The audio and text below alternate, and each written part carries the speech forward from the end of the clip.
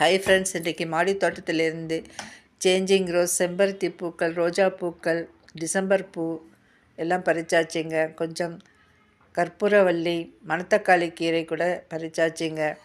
இன்றைக்கி மணத்தக்காளி கீரை சாறு செய்வதற்கு தேவையான கீரை கிடச்சிதுங்க.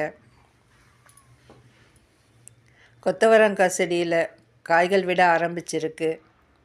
காய்கள் ரொம்பவே ஃப்ரெஷ்ஷாக நல்லா இருக்குங்க.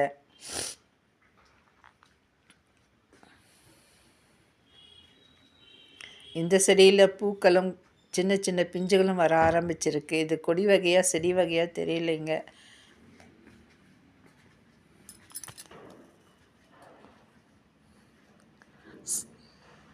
ப்ரௌன் கலர் செவந்தி பூக்கள் கொத்து கொத்தாய் வர ஆரம்பிச்சிருக்குங்க.